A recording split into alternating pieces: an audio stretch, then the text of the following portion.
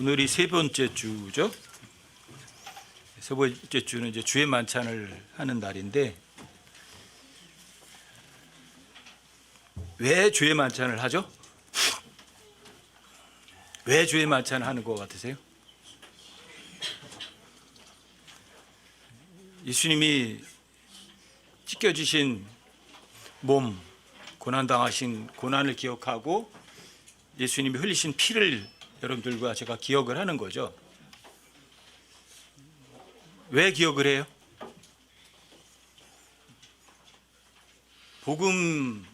복음이라는 거는 성경 기록대로 그리스도께서 우리의 죄들로 인하여 죽으시고 묻히셨다가 셋째 날에 다시 부활하신 것이 복음이에요.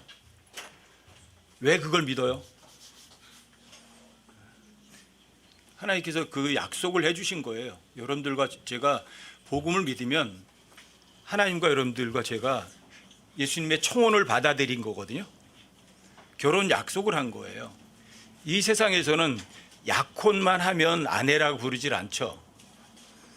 근데 성경에서는 결혼 약속을 하면 그걸 아내라고 불러요.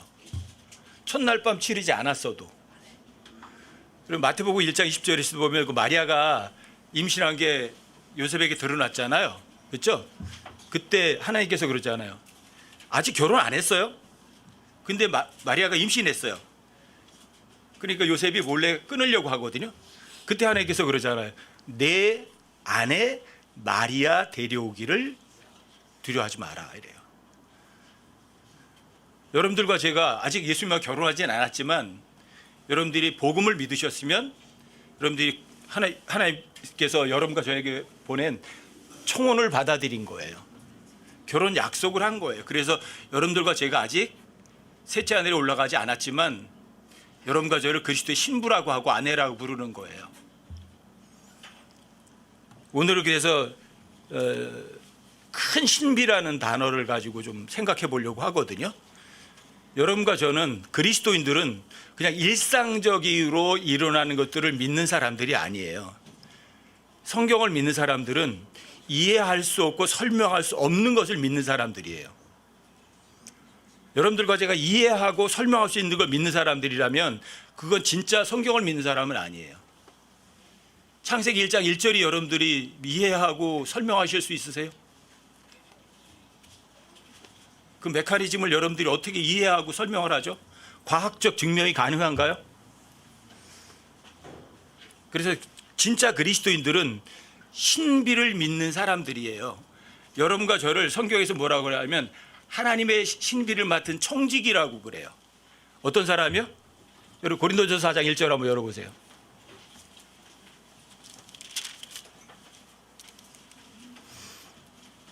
고린도전서 4장 1절이요. 사람이 마땅히 우리를 그리스도의 사역자요 하나님의 신비를 맡은 청지기로 여길지어다. 여기 뭐를 맡은 사람이요? 신비들을 맡은 청지기라고 그래요. 이 청지기들은 자기 것이 없는 사람들이에요. 자기 소유를 관리하는 사람들이 아니에요. 근데 여러분들과 제가 뭘 갖고 있다고요? 하나님의 신비. 성경에는 여러 가지 신비가 있어요. 2024년이란 말이 무슨 말인지 아시겠어요? 2024년이 뭐죠? 하나님께서 사람의 몸으로 이 땅에 오신 지 2024년째 되는 해예요. 하나님이 사람의 몸으로 이 땅에 왔다? 어떻게 설명하실 수 있어요? 어떻게 입증이 가능하죠? 하나님께서 육신으로 이 땅에 왔다. 신비예요. 신비 중에 신비예요. 예수님은 육체로 오신 하나님이시라고요. 신비예요. 근데 그 죽을 수 없는 하나님, 육체로 오신 분이 십자가에 못 박혀 죽었어요. 어떻게 하나님이 죽죠? 설명 불가예요. 이해 불가능이에요. 근데 그분이 죽으신 이유는 딱 하나예요. 죽을 수도 없는 분이 죽은 거는 죽을 수밖에 없는 사람들을 대신해서 죽으신 거예요. 이 신비예요. 어떻게 하나님 사람의 몸으로 나타나나. 그리고 그분이 십자가에 못 박혀 죽으셔서 온 세상 사람 죄를 다 대속했던 사실을 믿었으면 처음에 말씀드렸죠. 하나님의 청혼을 받아들인 거예요, 여러분들이. 예, 나 결혼하겠습니다. 약속을 한 거예요. 그러면 그분이, 그 약속하신 분이 여러분과 제 몸 안에 들어와 계세요. 골로새서 1장 27절에 의하면 신비예요, 신비. 너희 안에 계신 그리스도. 하나님께서, 그리스도께서 여러분과 제 몸 안에 들어와 계신다. 어떻게 설명이 가능하죠? 어떻게 이해가 가능하죠? 불가능이에요. 하지만 절대적 사실이에요. 여러분과 저는 예언할 수 있는 사람들이셔야 돼요. 어떤 예언을? 내가 지금 죽으면 지옥에 간다 안 간다? 가고 싶어도 못 간다. 예언이에요. 아직 안 일어났어요. 제가 안 죽었어요. 여러분들 그 예언을 할 수 있으시면 여러분과 저는 하나님과 결혼 서약을 한 사람들이에요. 에베소서 5장을 한번 열어보세요. 다시. 에베소 5장 22절부터 33절까지 한번 쭉 한번 읽어드릴게요.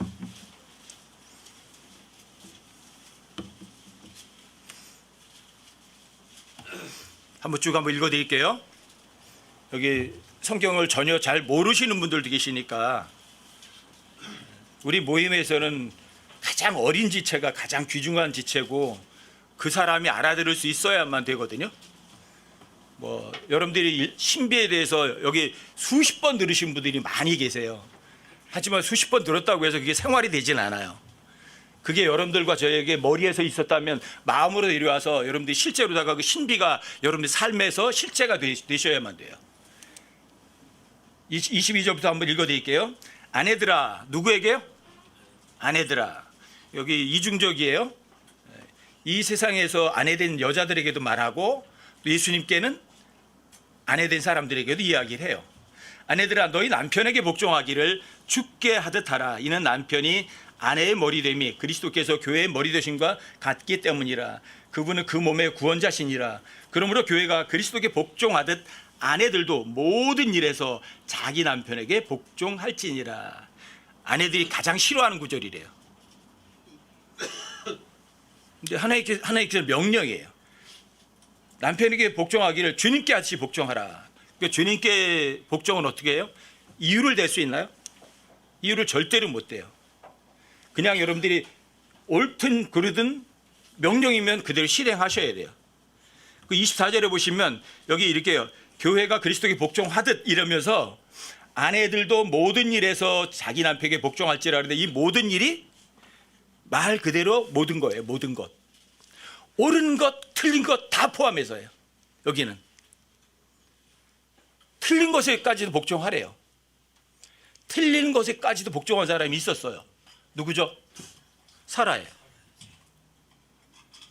아브라함이 이집트에 내려갔을 때 넌 내 누이라고 그러라고 그랬어요. 말이 안 되죠. 자기 부인을 팔아서 자기 호의호식하고 돈벌이로 해서 자기 편하게 살겠다는 게 말이 돼요? 말이 전혀 안 되는 거예요. 아브라함은 하나님의 말씀을 안 믿은 거예요. 믿음의 조상이지만. 하지만 사라는 하나님의 말씀을 믿었어요. 어떤 말씀을? 이 말씀을 믿은 거예요. 모든 일에서 남편이 복종하라고. 잘못된 것에도 복종한 거예요. 단 남편에게 잘못된 것에도 복종한 것은 누구 말에 순종한 거예요? 하나님의 말씀 믿은 거예요. 사라는 하나님의 말씀 믿었어요. 아브라함은 하나님의 말씀 안 믿었고요.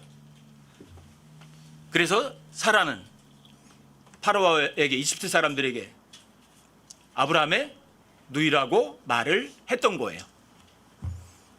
그래서 이집트 왕 파라오가 사람을 보내서 사라를 데리고 갔어요. 사라는 하나님을 믿어요, 안 믿어요? 사라가 하나님을 믿었기 때문에 하나님께서 파라오에게 나타나셔서 경고하시는 거예요.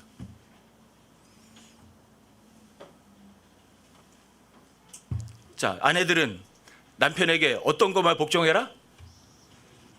옳은 것만, 아니 옳지 않은 것도. 남편은 안 믿었어요. 하지만 아내는 믿으면 돼요.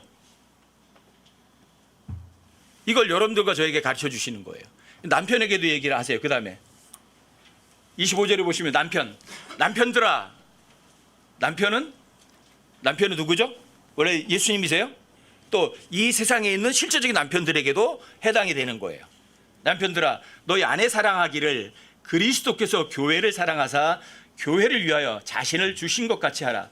이것은 그분께서 말씀을 통해 물로 씻음으로 교회를 거룩히 구별하고 정결하게 하려 하시며, 또 그것을 점이나 주름이나 그런 것이 없는 영광스러운 교회로 자기를 위해 제시하려 하심이며, 교회가 거룩하고 흠이 없게 하려 하심이라. 이와 같이 남자들도 마땅히 자기 아내를 자기 몸같이 사랑할지니 자기 아내를 사랑하는 자는 자기를 사랑하느니라.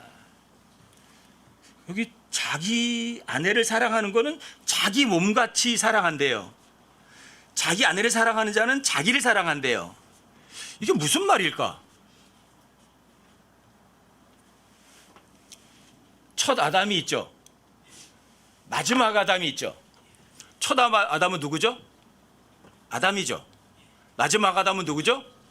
예수님이시죠. 첫 아담인 아담이 아내를 얻었어요. 어떻게 얻었죠? 아담이 어떻게 얻었죠? 하나님께서 아담을 깊이 잠들게 하셨대요. 그렇죠? 아담을 깊이 잠들게 하시고 아담이 깊이 잠을 들었더니 그에게서 갈비뼈를 취해서 여자를 만들었어요. 여자는 흙으로 만들어진 존재가 아니에요. 성경이 얘기를 하는 거예요. 아담의 갈비뼈로 만들어진 것이 여자예요. 아담의 갈비뼈면 그 갈비뼈는 누구 거예요? 아담 거예요. 그렇죠? 그러니까 아담이 아내를 사랑하며 누구를 사랑하는 거예요? 자기를 사랑하는 거예요. 왜요? 자기 갈비뼈 가지고 만들어진 게 여자니까요. 그래서 여기 에베소서 5장 28절에서 자, 남자들이 자기 아내를 자기 몸같이 사랑하리라. 무슨 소리예요? 내가 내 갈비뼈 사랑하는 거예요. 내가 나를 사랑하는 거예요. 그래서 자기 아내를 사랑하는 자는 자기를 사랑한다고 돼 있어요. 자기를. 아시겠어요? 그 다음에 여러분 그 29절에 보시면 이렇게 써 있어요. 지금까지 아무도 자기 육체를 미워한 적이 없고 오히려 그것을 양육하고 소중히 여기기를 주께서 교회에게 하신 것 같이 하나니 우리는 그분의 몸과 그분의 살과 그분의 뼈들에 속한 지체들이니라. 이런 까닭에 남자가 자기 아버지와 어머니를 떠나 자기 아내와 결합하여 그 둘이 한 육체가 될지니라. 여기 29절에 보시면 지금까지 아무도 자기 육체를 미워한 적이 없다고 그래요. 여러분들이 내 손 이거 미워하세요? 여러분 내 눈 미워하세요? 여러분들이 내 발 미워하세요? 자기 육체를 미워하는 사람 있어요? 자기 갈비뼈 미워하는 사람 있어요?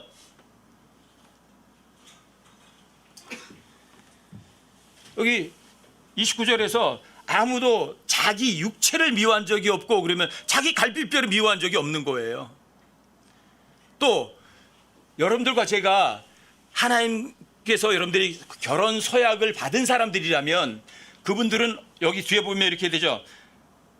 우리는 그분의 몸과 그분의 살과 그분의 뼈들에 속한 지체들이라고 돼 있죠. 그렇죠?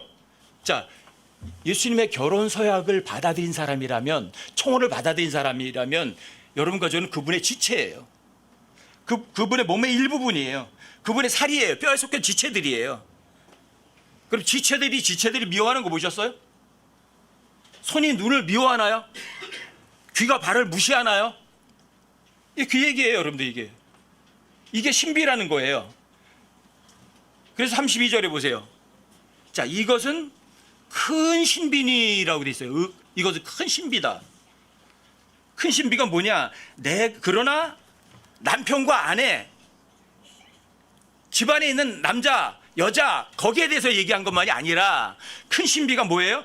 내가 그리스도와 교회에 대해서 말한대요. 이게 큰 신비예요. 그리스도와 교회. 큰 신비래요. 그리스도와 교회. 그리스도는 누구죠? 마지막 아담이죠. 그리스도의 아내가 누구죠? 교회죠. 아담이 이브를 아내를 얻기 위해서 죽었죠. 갈비뼈를 취해서 아내가 만들어졌죠. 그렇죠? 그리스도는 어떠세요? 아내를 얻기 위해서 죽었어요. 그렇죠? 깊은 잠이 들고 죽었어요. 그리고 교회라는 아내를 얻었어요. 큰 신비예요. 신비 중에 신비예요. 성경에 신비라는 단어가 여러 번 나오는데 Great Mystery, 큰 신비라고 하는 건 여기 유일하게 딱 한 번밖에 안 나와요. 그리스도와 교회, 교회와 그리스도.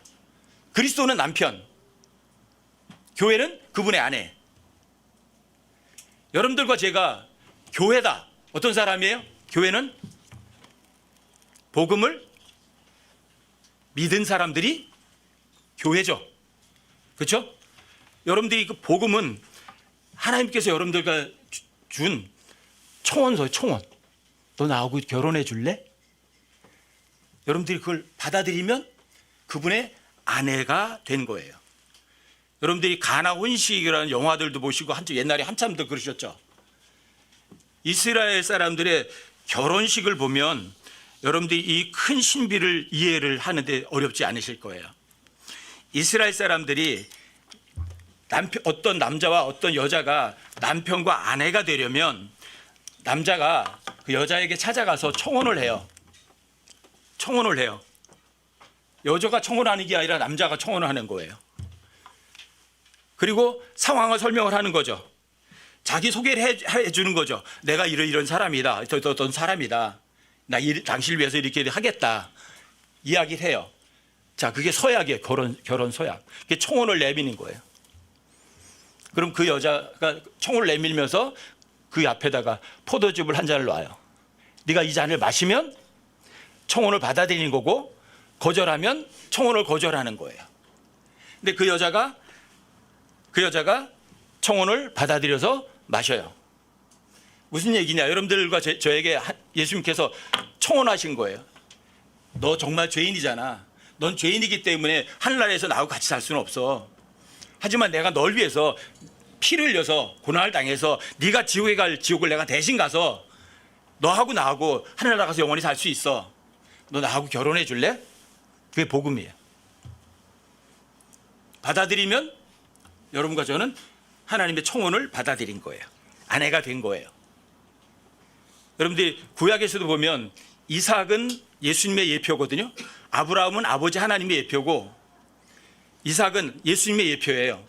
근데 이삭의 아내를 얻기 위해서 엘리에셀이 어디까지 가요? 고향으로 가요. 그리고 여러 가지 예언을 하고 미리 준비를 해요. 근데 리브가가 하나님께서 예비한 여자예요. 그렇죠? 그래서 리브가에게 남편일 사람에게 대해서 설명을 다 해줘요. 재산이 얼마가 있고 뭐가 있고. 그리고 리브가에게 물어보는 거예요. 그랬더니 리브가 뭐라 그래요? 리브가에게 물어봤죠? 라반이. 자, 내가 이 사람과 함께 가겠느냐? 자, 리브가의 자유를 선택해요? 아버지가 강제로 보냈어요? 리브가 그러잖아요. 내가 가겠나이다. 여러분들과 제가 예수님이 내 죄로 십자가에 못 박혀 죽으시고 장사되고 부활하셨다. 그걸 여러분들이 마음으로 믿겠습니다. 사실이니까요.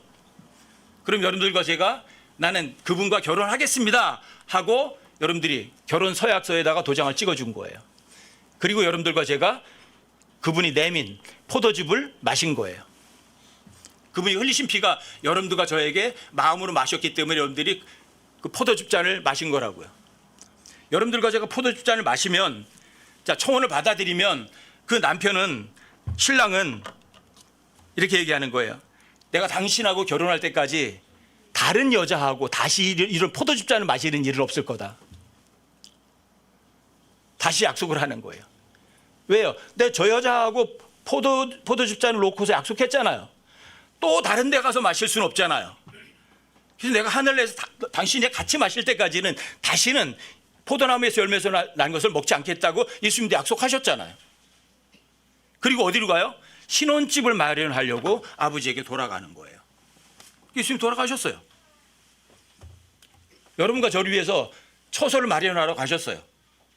처소를 다 마련하면 다시 오시겠죠.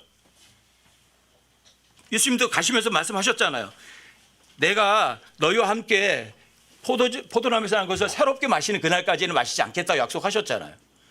그리고 여러분과 저를 위해서 처소를 마련하러 가셨잖아요.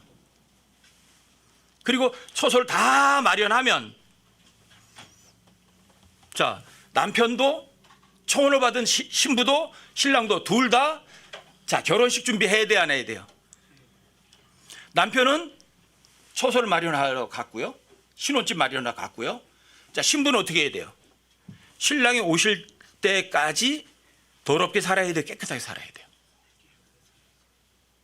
여러분들이 정말 깨끗하게 살아야 된다고요.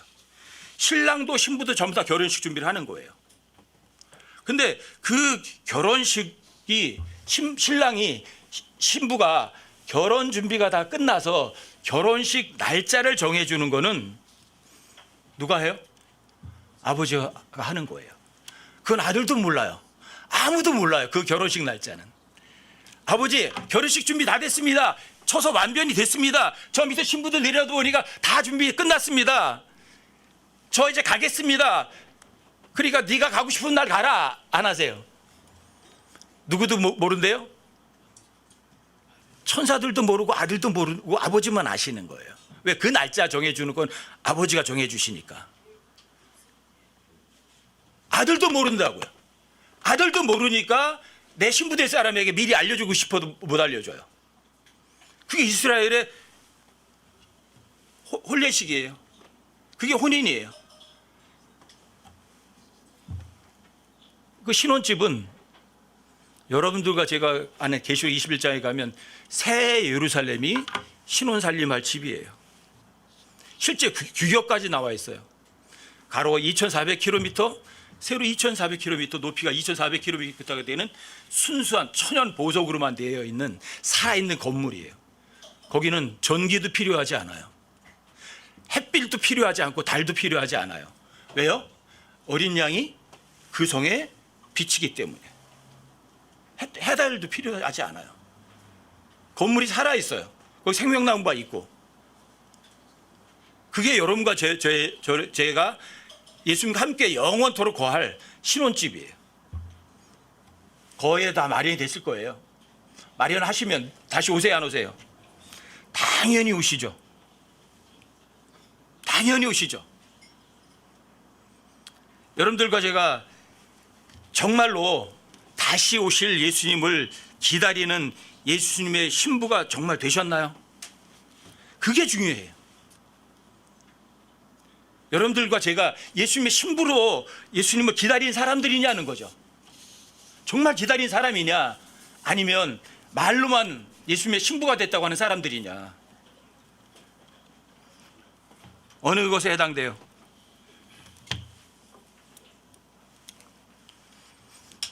첫 아담은 자기가 죽음을 통해서, 갈비뼈를 통해서 아내를 얻었어요. 마지막 아담이신 예수님도 죽음을 통해서 여러분과 저를 얻었어요. 성경 기록대로 그리스도께서 우리의 죄를 위하여 죽으셨어요. 그리고 묻히셨다가 셋째 날에 부활하셨어요. 복음이에요. 왜 사실이죠? 왜 사실이죠? 성경에 기록되어 있으니까 사실인 거예요. 왜 여러분들이 신비를 믿죠? 왜 설명할 수 없고 이해할 수도 없는 걸 여러분들이 왜 믿죠? 성경에 기록되어 있으니까 믿는 거예요. 제가 여러분들에게 가장 중요하게, 가장 반복해서 여러분들 머릿속에 심어주고 싶은 게 뭐냐면 이거예요. 성경 기록은 곧 하나님과 동일하다는 거예요. 성경 기록이 말하면 그건 하나님이 말씀하신 거라고요. 하나님만 참되시고 사람은, 그 어떤 사람도 몽땅 다 거짓말쟁이라고요. 아시겠어요? 자, 성경 기록대로 누가 그리스도께서 우리의 죄들을 위해 죽으셨다고 써 있어요. 그리고 묻히셨다가 셋째 날에 다시 부활하셨다고 기록되어 있어요. 그리고 게바에게 모이시고 12제자에게 모이시고 한 번에 500명이 넘는 사람들에게 한 번에도 모이셨대요. 왜 여러분들과 제가 그걸 믿을 수 있죠? 왜? 근거가 뭐죠? 성경에 기록도 있으니까 믿을 수 있는 거예요. 성경 기록은 주의 책이고 성경의 기록이 하는 말씀들은 전부 다 하나님이 하시는 말씀이기 때문에 그래요. 그렇기 때문에 성경에 더하거나 빼거나 바꿀 수는 절대로 없는 거예요. 성경 기록은 여러분들과 저에게 이해를 요구하지 않는다고요. 믿을 거냐 안 믿을 거냐.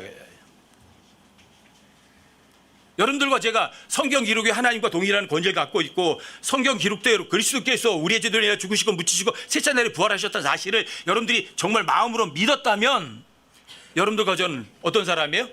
예수님의 청혼을 받아들인 사람들이에요. 여러분들이 예수님이 내민 포도즙 잔을 여러분들이 마신 사람들이에요. 신랑이 어디 갔어요? 여러분과 저하고 살 신혼집 마련하러 가신 거예요. 여러분과 저는 그분이 오실 때까지, 남편이 오실 때까지 여러분과 저는 어떻게 살아 있어야 돼요? 잠들어 있어야 돼요? 깨어 있어야죠. 언제 오실지 모르잖아요. 저물 때 오실지, 한밤중일지, 닭이 울 때든지, 아니면 해 뜰 때 오실지. 성경은 4경점으로 나누거든요. 근데 저물 때, 해 저물 때 이미 지났어요. 한밤중도 이미 지났어요. 왜요? 중세 천년 암흑 시대가 이미 지났거든요. 또 닭 울 때 이미 지났어요. 왜요? 이스라엘 나라가 건국되어 있거든요. 현재는 누가 이스라엘이 2500년 만에 나라로 다시 세워질 거라고 상상이나 했겠어요. 이게 신비거든요. 이해할 수 없지만 한 나라가, 한 민족이 사라졌다가 2500년 만에 꼬끼우 하고 나라가 하나 생겼어요. 세 경점은 다 지났어요. 마지막 네 경점밖에 안 남았어요. 해 뜰 때. 멀지 않았어요. 누가 뭐래도 주님 오실 때는 멀지 않았어요. 신랑이 여러분과 저를 데리러 오실 거라고요. 왜요?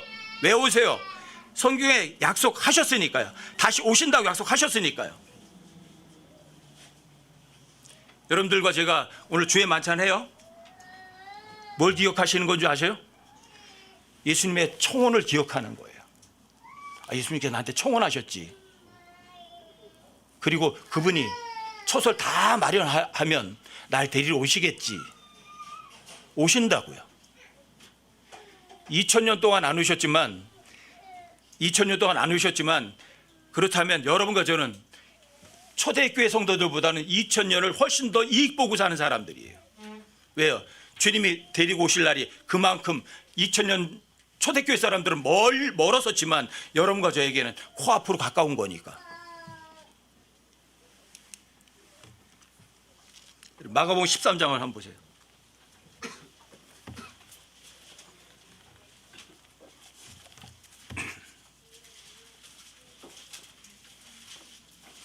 마가복음 13장 35절부터 37절까지 한번 읽어드릴게요.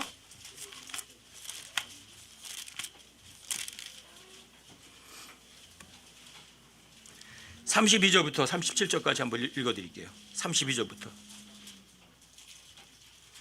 그러나 그 날과 그 시각은 결코 아무도 알지 못하나니 하늘에 있는 천사들도 알지 못하고 아들도 알지 못하며 아버지만 아시느니라. 너희는 주의하라. 깨어 기도하라. 그때가 언제인지 너희가 알지 못하느니라. 사람의 아들은 마치 자기 집을 떠나 멀리 여행을 할 때에 자기 종들에게 권위를 주어 각 사람에게 일을 맡기고 문지기에게 깨어 있으라고 명령하는 어떤 사람과 같나니 그러므로 너희는 깨어 있으라. 집주인이 어느 때에 올지, 저물 때일지, 한밤중일지, 닭 울 때일지, 아침녘일지 너희가 알지 못하느니라. 그가 갑자기 와서 너희가 자는 것을 보지 않도록 하라. 깨어 있으라. 내가 너희에게 말하는 것은 모든 사람에게 말하는 것이니라. 주님 오시면 기다리시는 거 맞나요? 그러면 아내들은 교회가 주님께 하듯이 남편에게 복종하시는 거예요. 처음에 하나님께서 아담과 이브를 만드셨죠. 아담은 남편이고 이브는 아내죠. 그리스도와 교회의 모형이기도 하죠. 또 교회는 남편과 아내, 그리고 남편과 아내 사이에서 낳은 아이까지 가정이에요, 가정. 그래서 저는 교회라는 것보다도, 여러분들과 이 모임보다도 더 중요하게 생각하는 게 여러분들 각 가정이에요. 남편이 교회 가지 마라 그러면 안 오셔야 돼요. 남편 말에 복종하세요. 잘못됐어도. 왜? 그게 성경이 말하는 거예요. 그게. 남편에게 복종하세요. 내가 왜 또 저런 남자에게 복종해? 저런 남자에게 복종하는 게 아니라 그 하나님의 말씀에 복종하는 거라고요. 하나님께서, 자, 교회가 주님에게 복종하듯이 복종하라고 그랬으니까 여러분들 그 말씀을 믿는 거지, 그 남편에게 복종하는 게 아니에요. 하나님의 말씀에 복종하는 거라고요. 에베소 5장 33절에도 보면 거기 이렇게 써 있거든요. 그럼에도 불구하고 너희 각 사람이 자기를 사랑하듯 개별적으로 자기 아내를 사랑하고 아내도 주여 자기 남편을, 여기 존경할지니라라는 단어 써요. 존경. 이게 레버런드라는 단어인데 이거는 인간에게 쓰여지는 단어가 아니거든요. 레버런스라는 단어는, 이 단어는 하나님께서 너희 어떤 사람들이 내가 있는 내 성소를 레버런스 하라 이래요. 사람에게 쓰여요? 하나님께 쓰이는 단어예요. 이게요. 왕에게 쓰이는 단어예요. 에스더서에도 보면 에스더가 왕에게 이 레버런스 하라고 그래요. 거기는 경의라고 번역을 해놔요. 이 레버런스라는 단어를 흠정적은 뭐 다 이렇게 다르게 번역을 해놨어요. 어디에서 존중, 어디에서는 경의, 어떤 때는 또 존경, 어떤 때는 공경 이렇게 쓰였는데, 그 단어들이, 자, 내 성소, 왕, 하나님의 아들, 또 아버지, 하나님 아버지에게 쓰이는 단어예요. 이게 레버런스라는 단어가. 근데 요즘에 희한하게 이 레버런스라는 단어를 목사들이 써요. 목사들, 여러분들 뭐죠 이거? 명함을 받아보면 앞에다가 REDB 이렇게 써 있어요. 그리고 이름을 써놓고 뒤에다 패스터 이렇게 써 있어요. 근데 이 레버런스라는 단어는 인간에게 쓰여진, 목사에게 쓰여진 단어가 아니에요.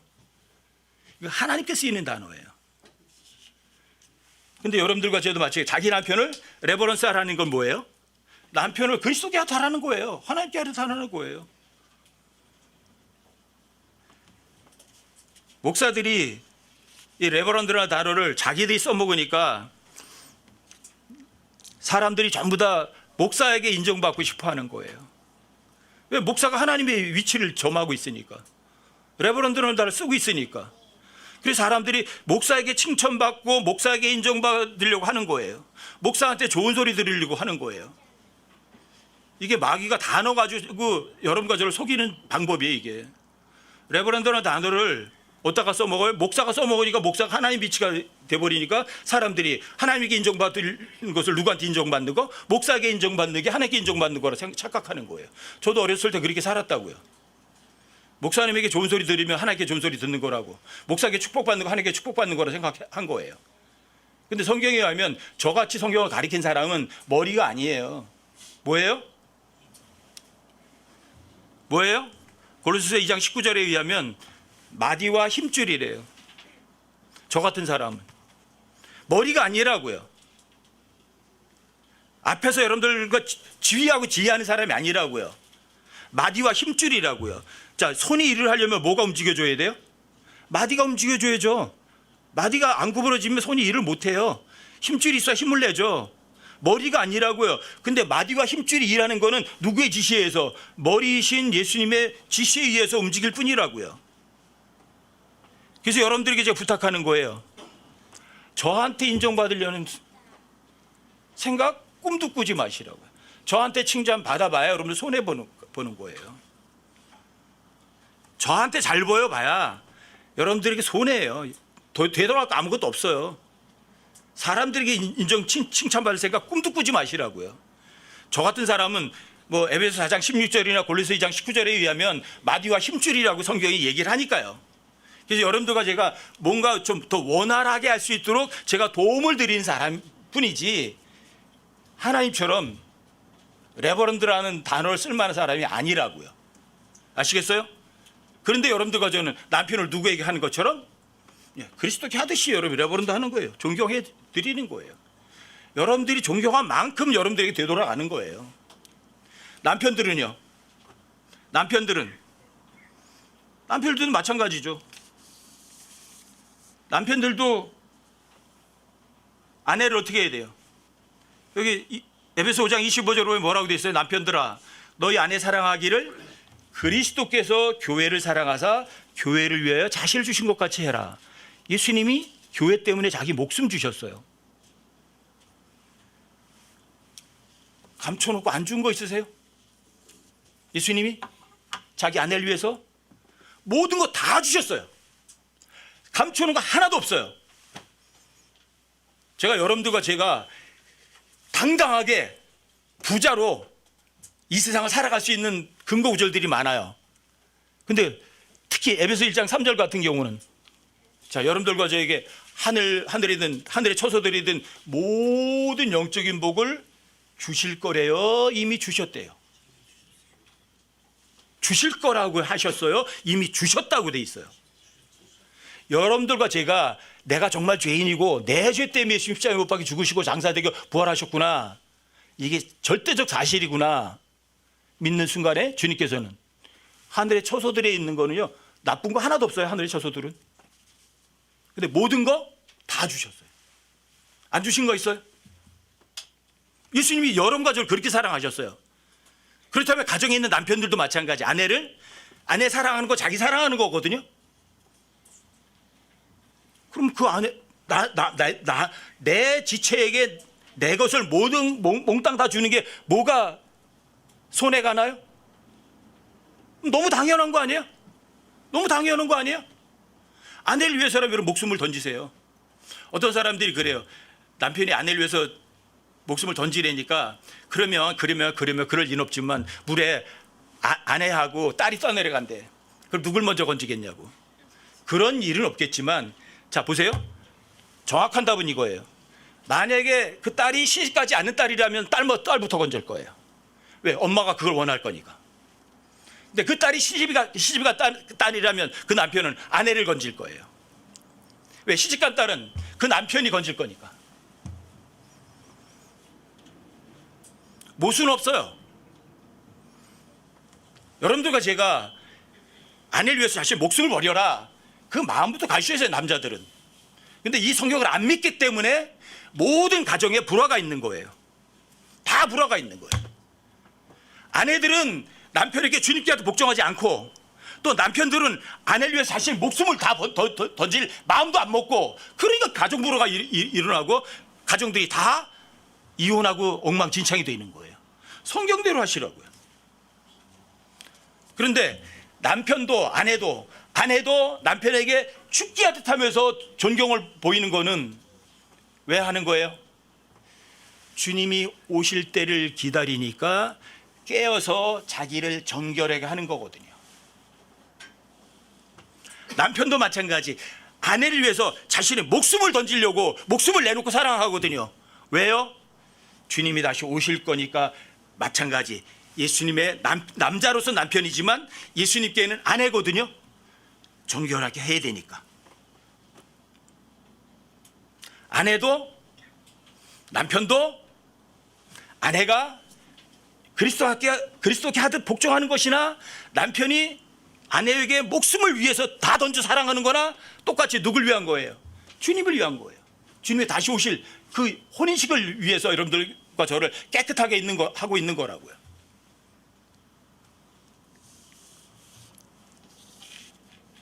성경은 사랑하라고 그래요? 미워하라고 그래요? 누구까지 사랑하래요? 원수가 어디 갔는데? 이북 땅에 있는 김일성이가 원수예요? 원수는요, 여러분들과 저에게서 가장 가까이 있는 사람이 최고의 원수예요. 멀리 있는 사람이 가까이 있는 사람, 제일 가까운 사람, 특히 한 몸은 붙어 있잖아요. 근데 신비죠. 남편과 아내는 둘이에요. 근데 하나라고 그래요. 이게 신비거든요. 근데 남편을 사랑을 못하고 아내를 사랑하지 못하면 누굴 사랑하지 못하는 거예요? 원수를 사랑 못하는 거예요. 어떤 프로그램에서 그런 얘기가 나왔대요. 뭐 남편을 갖다가 4글자로 표현하면 뭐냐 그랬더니 뭐 인꼬 부부 이런 말이 나올 줄 알았대요. 근데 할머니가 뭐라 그래요? 평생 원수.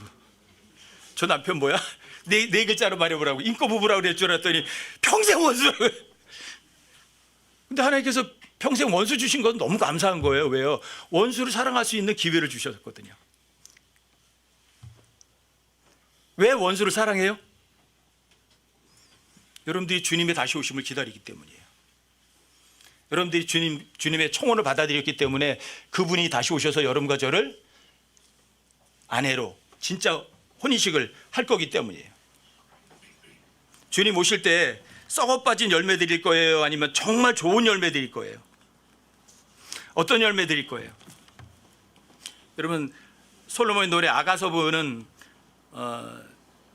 술람미 여인하고 왕하고의 연애를 이야기하는 거고 또 교회와하고 예수님 이야기거든요.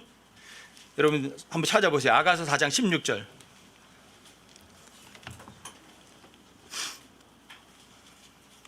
아가서 4장 16절이요.